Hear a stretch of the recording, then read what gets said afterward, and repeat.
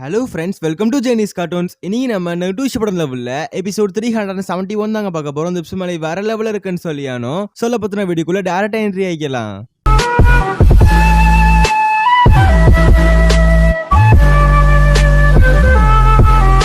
கதையோட ஸ்டார்டிங் சீன்ல இதுக்கு முன்னாடி நருட்டோ வந்து அவனோட 9 டெயில்ஸ் சக்கராவை எல்லாத்துக்கிட்டையும் ஷேர் பண்ணிருப்பான். அண்ட் எல்லாருமே அதை வாங்கிக்கிட்டு 9 டெயில்ஸை போட்டு பொலன்னு பொலந்து எடுப்பானுங்க. ஆனா ஆரம்பத்துல ஒபிட்டோ மாத்திராவும் பார்த்துட்டு பயந்துருப்பாங்க. பட் இந்த டைம்ல திருப்பி ஏதாவது கொடுக்கணும்னு சொல்லிட்டு ஃபயர் ஸ்டைல் யூஸ் பண்ணி அட்டாக் பண்ணுவாங்க. அண்ட் எப்படியோ நருட்டோட சக்கரனால யாருமே ரோஸ்ட் ஆகாம தப்பிச்சிட்டாங்க. அண்ட் அதே மாதிரி வந்துட்டு சூசனோ கத்தி அப்படின்னு சொல்லிட்டு பல விதமா வந்துட்டு மாதரா ஒபிட்டோ அட்டாக் பண்ணுவாங்க. பட் இருந்தாலும் நருட்டோவோட சக்கரா இருக்கனால எல்லாத்துக்குமே வந்து எந்த அளவுக்கு பெரிய சேதாரமும் ஆகாது. பட் எவ்வளவு நேரம் தான் நருட்டோவும் தாங்குவோம் அப்படின்னு சொல்லிட்டு சாக்குரா வந்து வருத்தப்படுவான். அண்ட் டக்குன்னு பாக்குறப்ப மாதரா ஒபிட்டோ ரெண்டு பேருமே காணா போயிருவாங்க. எங்கடா அப்படின்னு சொல்லி பாக்குறப்ப திடீர்னு பார்த்தா நருட்டோவோட தலைக்கு மேல வந்து ஒபிட்டோ வந்து நருட்டோவை போட்டு தரலான்னு வருவான். ஏன்னா இந்த மாதிரி வந்து நருட்டோ தான் எல்லாத்துக்கும் சக்கரா தந்துகிட்டு இருக்க மேட்ரு வந்து ஒபிட்டோ அண்ட் மாதராக்கு புரிஞ்சு போச்சு. ஸோ அதனால ஃபர்ஸ்ட் அவனை போட்டு தரலான்னு சொல்லிட்டு பறந்து வருவாங்க. ஆனால் எப்படியோ வந்து நருட்டோ எஸ்கேப் ஆயிடுவான். அண்ட் 9 டெயில்ஸ்லாம் வந்துட்டு இந்த மாதிரி நருட்டோ வந்து ரொம்ப பாராட்டும். ஏன்னா இந்த அளவுக்கு 9 டெயில்ஸோட எல்லா பவரையும் ஒரு ஆளா ஹேண்டில் பண்றது வந்து நருட்டோ மட்டும் தானே. அதனால ரொம்ப பெருமையா இருக்குதான். அண்ட் 10 டெயில்ஸை காட்டுறாங்க. அது வந்து ரீசார்ஜ் ஆகிட்டு இருக்கு போல இருக்குது. சக்கரா எல்லாத்தையும் ரீசார்ஜ் பண்ணிட்டு இருக்கு. இந்த மாதிரி ரொம்ப வீக்கா இருக்கு அப்படின்னு சொல்லிட்டு ஒபிட்டோ சொல்லிட்டு இருப்பான். நீ யாருமே, அதாவது நீ தனியாளா இருந்துட்டு உன்னால எவ்வளவு பண்ண முடியுதுன்னா என் பின்னாடி மொத்த கூட்டமே இருக்குடா அப்படின்னு சொல்லிட்டு அட்டாக் பண்ண வருவான். அண்ட் எப்பவும் போல வந்துட்டு காமுய் பவர் யூஸ் பண்ணிட்டு ஒபிட்டோ தப்பிச்சிடறான். உடனே ஒபிட்டோ இந்த மாதிரி வந்துட்டு உயிரை கொடுத்து உன்னை காப்பாத்துறதுக்கு தான் பல பேர் இருக்காங்கல்ல, அப்புறம் எதுக்குடா நீ ஃபைட் பண்ற அப்படின்னு சொல்லி கேட்பான். அதுக்கு நம்ம நருட்டோ சொல்லுவான், இந்த மாதிரி வந்துட்டு எத்தனை பேர் வேணா என்ன வந்து இந்த மாதிரி வந்துட்டு எனக்கு ஹெல்ப் பண்ணட்டும், பட் என்னோட காம்ராட காப்பாத்துறது என்னோட ஒரு கடமை. நான் மட்டும் காப்பாத்தாம விட்டேன்னா அது என்னோட சுயநலம். அப்படி நான் வந்து இந்த மாதிரி காப்பாத்தாம விட்டாதான் என் மனசு பயங்கரமா வலிக்கும். அதனாலதான் நான் கூட இருந்து அவங்க கூட இருந்து ஃபைட் பண்ணிட்டு இருக்கேன் அப்படிங்கறத நருட்டோ சொல்லுவான். அண்ட் அதுக்கப்புறம் நம்ம மதராக்கு வந்துட்டு ஹாஷிராமாவோட சக்கராவை ஃபீல் பண்றானா. அதுக்கப்புறம் மூஞ்சியை பார்க்கணுமே வெறி ஆயிட்டான். அதுக்கப்புறம் கீழே இருக்க 10 டெயில்ஸை வந்து வெளியே எடுத்து விட்டுவான். அது பார்த்தா கொலை வெறியில கத்திக்கிட்டு இருக்கோம். மக்கள் யாருக்குமே வந்து தாக்கு பிடிக்க முடியல. ஏன்னா அந்த அளவுக்கு கொடூரமான சத்தமா இருக்கு. அண்ட் அதுக்கப்புறம் 9 டெயில்ஸே பார்த்து பயப்படும். இந்த மாதிரி வந்துட்டு இவ்வளோ பயங்கரமா இருக்கே, இதெல்லாம் எப்படி ஸ்டாப் பண்ண முடியும்னு சொல்லிட்டு 9 டெயில்ஸே வந்துட்டு பயந்துகிட்டு இருக்கும். அண்ட் ஒபிட்டோக்கெல்லாம் தெரிஞ்சு போச்சு இந்த விஷயத்தை, அதாவது இந்த 10 டெயில்ஸ் வந்து நம்மளால கண்ட்ரோல் பண்ண முடியாது அப்படின்ற மாதிரி அவனுக்கும் தெரிஞ்சு போச்சு. அண்ட் மதராவை பார்த்தா அவனாலையுமே இந்த ஒரு பவரை வந்து தாக்கு பிடிக்க முடியல. ஏதோ அவனும் தட்டி திணறி தாக்கி பிடிச்சிட்டு இருக்கான். அண்ட் கக்காஷி வந்துட்டு இந்த 10 டெயில்ஸ் மேல கமுய் பவரை யூஸ் பண்ணலான்னு ட்ரை பண்ணுவாரு. பட் ஊடால ஒபிட்டோ வந்துட்டு நம்ம ரெண்டு பேத்துக்குள்ளடாண்டா சண்டைன்னு சொல்லிட்டு ரெண்டு பேருமே வேற டெலிபோர்ட் பண்ணி வேற இடத்துக்கு போயிருவானுங்க. அண்ட் இந்த சமயத்துல வந்துட்டு 10 டெயில்ஸை ஃபுல் பவரோட வந்து மதரா இறக்கி விடுவான்.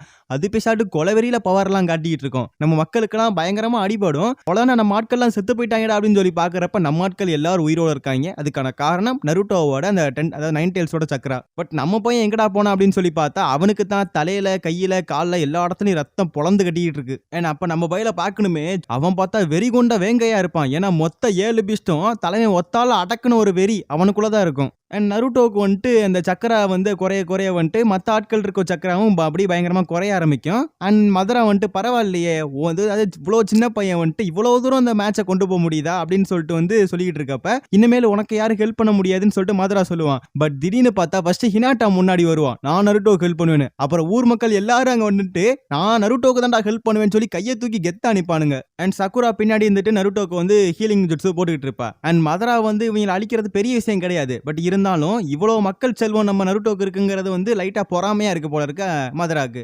அண்ட் கட் பண்ணிட்டு கக்காஷியை தான் காட்டுறாங்க. ரெண்டு பேருமே வேற பிளேனுக்கு போயிருப்பாங்கல்ல. அங்க போயிட்டு நம்மால் லைட்டிங் ஜுட்ஸோ எடுத்துட்டு மூஞ்சி மேல வைக்கலான்னு போவான். திடீர்னு ஸ்டாப் பண்ணிடுவான். ஏன்னு தெரியல. உடனே ஒபிட்டோலாம் ஏண்டா அடிக்க வேண்டியதானே, ஏன் அடிக்க மாட்ற, ஓ கில்ட்டி ஃபீலிங்கா இருக்கா, இதுக்கு முன்னாடியும் உனக்கு சான்ஸ் கிடைச்சிச்சு, அப்பையும் உன்னால அடிக்க முடியல, இப்பையும் சான்ஸ் கிடைக்குது, இப்பையும் உன்னால அடிக்க முடியல, ஏன் கில்ட்டி ஃபீலிங்கா இருக்கா, ரென்னா வந்து காப்பாத்துறேன்னு ப்ராமிஸ் பண்ணி கொடுத்துருந்த பட் காப்பாற்ற முடியலங்கிற கில்ட்டி ஃபீலிங்கா அப்படின்னு சொல்லிட்டு ஒபிட்டோ கேட்பான். உடனே கக்காஷியடே நிறுத்துறா, இந்த மாதிரி சின்ன வயசுல நீ 1000 கனவோட இருந்த ஹொக்காகே ஆகணும் அப்படி இப்படின்ட்டு எப்படி நருட்டோ இப்ப இருக்கானோ அதே மாதிரி தான்டா நீ இருந்த, பட் ஏன் இப்படி மாறினு தெரியல, அட கொக்கா மக்கா அப்படின்னு சொல்லிட்டு அவன் சிரிச்சுக்கிட்டு இருப்பான். உடனே அதாவது கக்காஷி இருக்க அந்த லைட்னிங் எடுத்து சத்தக்குன்னு வந்து ஒபிட்டோவோட நெஞ்சில சொருவான். என்னடா அப்படின்னு பாக்குறப்ப இது ஒரு கெஞ்சுட்சு போல இருக்குது. எப்படி ரென்னா நம்ம கக்காஷி போட்டு தள்ளனானோ அதே மாதிரி அந்த இடத்துல நடக்குது. இது எல்லாமே கெஞ்சுட்சுல. அப்புறம் தான் ஒபிட்டோ வந்துட்டு இந்த மாதிரி ரென்னுக்கு என்னென்ன மேட்டர் நடந்துச்சு அப்படிங்கறத எக்ஸ்பிளைன் பண்ண ஆரம்பிப்பான். இந்த மாதிரி ஹிடன் லிஸ்ட்டுக்காரங்க வந்துட்டு நம்ம ரின்னை வந்து தூக்கிட்டு போயிருப்பாங்க. எதுக்கு அப்படின்னா அவளுக்குள்ள வந்து இந்த தேர்டு டைல்டு பிஸ்ட்டை உள்ள பூத்து விடுறதுக்கு. அண்ட் கக்காசிக்கு என்ன நடந்துச்சுன்னு காட்டுறானுங்க. கிட்டத்தட்ட வார் டைம். அந்த டைம்ல வந்துட்டு நம்ம கக்காசி அண்ட் நம்ம டீம்மேட்ஸ்லாம் வந்து இருக்கானுங்க. அண்ட் மிஸ்ட் வில்லேஜ்காரங்க கொடூரமா ஃபைட் பண்ணிருக்காங்க எவ்வளவு இருக்கு. அதுல நிறைய பேர் செத்து கிடக்குறாங்க. ஒருத்தன் வந்து உயிருக்கு போராடிட்டு இருக்கான். ஆனா அந்த டைம்ல கக்காசி தனியா போயிட்டு வெளுத்து வாங்குறேன்ற மாதிரி சொல்லுவான். பட் நம்மால் வந்து ஏத்துக்க மாட்டான். நீ தனியாலாம் போக வேணாம் அப்படின்னு சொல்லவும், நான் எங்கடா தனியா போறேன், என் கூட தான் என்னோட டாகிஸ் இருக்குன்னு சொல்லிட்டு அத்தனை டாகிஸையும் அந்த இடத்துல சம்மன் பண்ணி விடுவாரு கக்காசி. அண்ட் பயபுள்ள இவ்வளோ தீவிரமா கக்காசி எங்க போறான்னு பார்த்தா ரின்னை காப்பாத்துறதுக்காக போறேன். ஆனா அந்த இடத்துக்கு, அதாவது எதிரியோட கோட்டைக்குள்ள போயிடுறேன். அங்க போய் பார்த்தா எக்கச்சக்க பாடி கார்ட்ஸ்.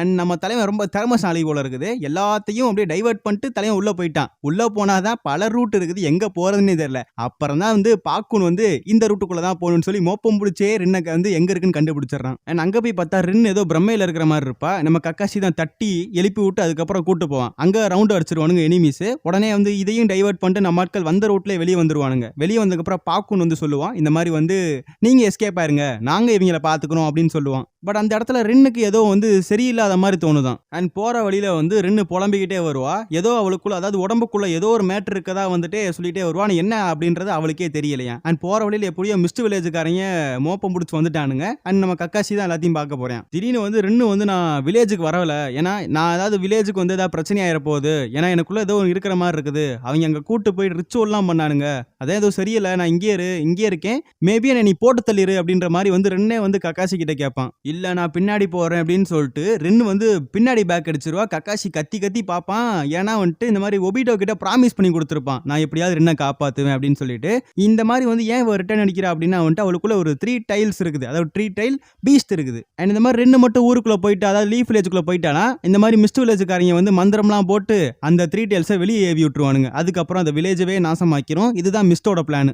அதுக்கப்புறம் நம்ம கக்காசி வந்துட்டு மிஸ்டுக்காரங்களை போட்டு பொழந்து எடுத்துக்கிட்டு இருப்பான். லைட்னிங் பிளேட் எடுத்துட்டு சும்மா தாறு மாதிரி பண்ணிக்கிட்டு இருப்பான். அண்ட் இந்த மாதிரி ஒரு எனிமி அட்டாக் பண்றதுக்காக லைட்னிங் பிளேட் எடுத்துட்டு வேகமா போவான். உடனே ரின்னு வந்து அவ திடீர்னு ஊடால பாஞ்சு அந்த லைட்னிங் பிளேட அவ வாங்கிக்குவா. பட் இந்த மேட்டர் எல்லாமே ஒபிட்டோ கிட்ட தெரியும். அதாவது ஒபிட்டோ தான் இந்த மேட்டர் எல்லாத்தையும் எக்ஸ்பிளைன் பண்ணிட்டு இருக்கான். அப்புறம் ஏன்டா அவன் கக்காசி மேல வெறி கொண்டு இருக்கான் அப்படின்னா, இந்த மாதிரி கக்காசி நீ அந்த இடத்துல காப்பாத்தி இருக்கலாம், நீ ஏன் காப்பாத்தாம விட்டான்னு இன்னமும் அவனுக்கு கொஞ்சம் வருத்தம் இருக்குது. அண்ட் ஒபிட்டோ இந்த மாதிரி சொல்லுவான், இந்த மாதிரி ஏன் இந்த வில்லேஜ் நான் எதிர்க்கிறேன் அப்படின்னா, இந்த வில்லேஜோட சிஸ்டம்னால தான் இப்ப ரெண்டு செத்து போயிட்டா, அந்த ஒரு விஷயம்னால தான் என்ன ரொம்ப வந்து காயப்படுத்தி இருக்கு. இங்க பாரு என் நெஞ்சில எவ்வளவு பெரிய ஓட்டை இருக்கு, ஆனா அது சுத்தமா வலிக்கவே இல்லை. இதுக்கான காரணம் என்ன தெரியுமா?